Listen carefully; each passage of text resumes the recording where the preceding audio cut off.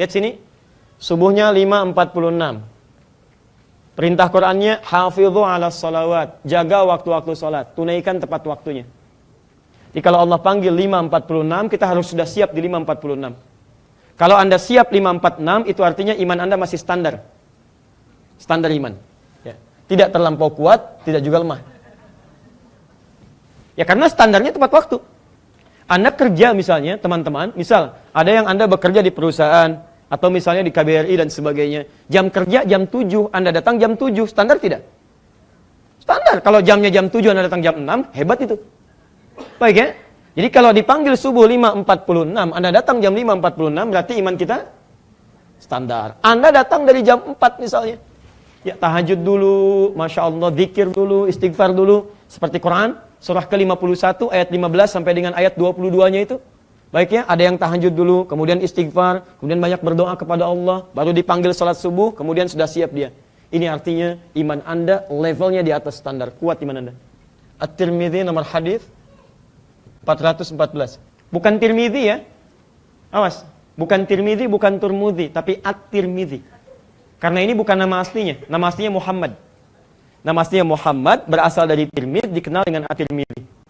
Ya, sama dengan Bukhari, Al-Bukhari. Pernah dengar Al-Bukhari?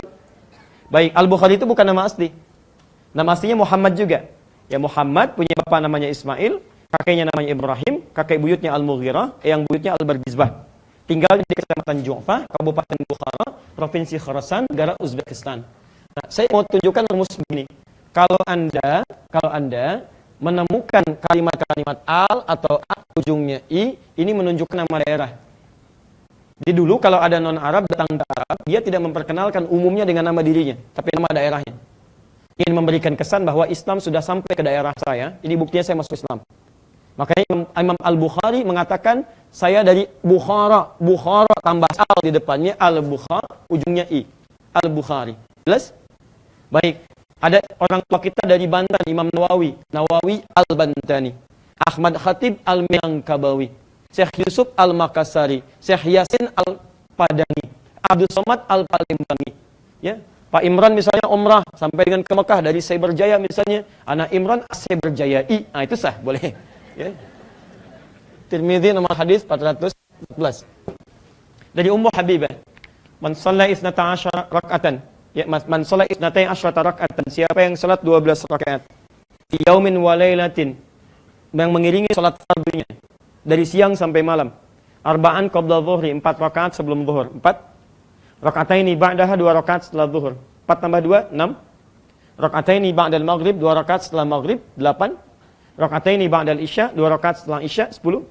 Rakataini qabla subhi, 2 rakaat sebelum subuh. 12. Dari hadis ini bisa disimpulkan salat rawatib jumlahnya berapa rakaat? 12 rakaat.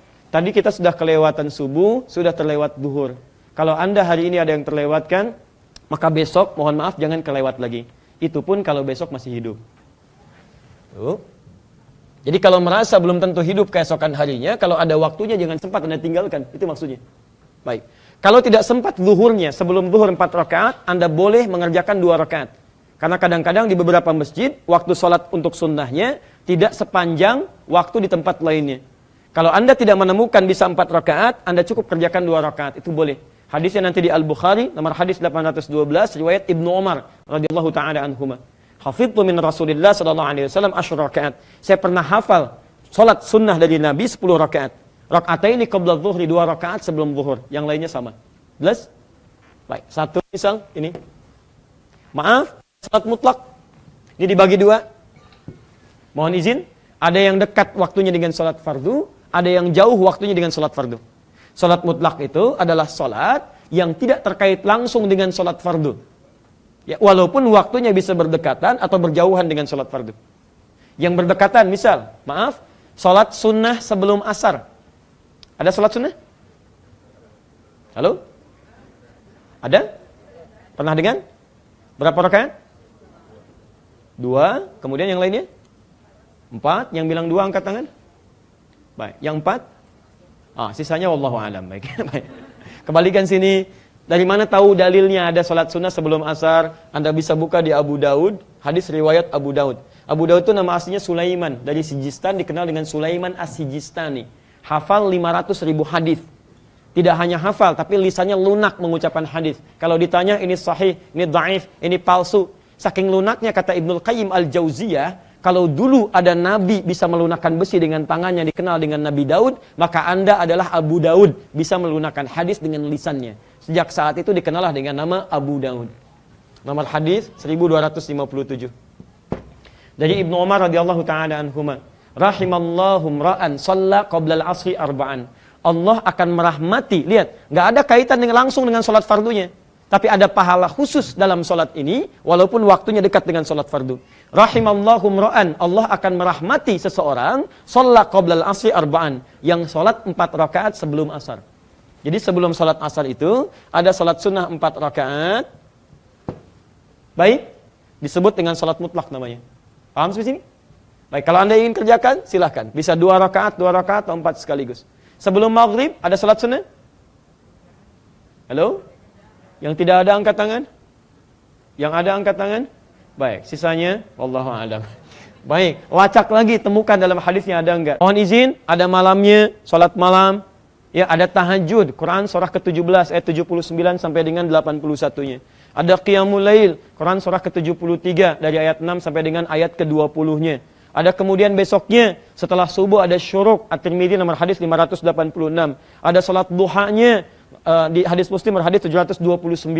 Ada kemudian salat wudunya, macam-macam, ada tahiyatul masjidnya. Pertanyaan saya, dari sekian menu salat itu berapa di antara yang pernah kita kerjakan? Jangan-jangan selama hidup ada di antara salat itu yang belum pernah kita kerjakan. Masa ada anak 7 tahun, dia sudah mengerjakan semuanya ini. Anda diberikan 70 tahun sampai sekarang masih fardu aja. Anda kapan mau bisa nambahnya? Paham ya?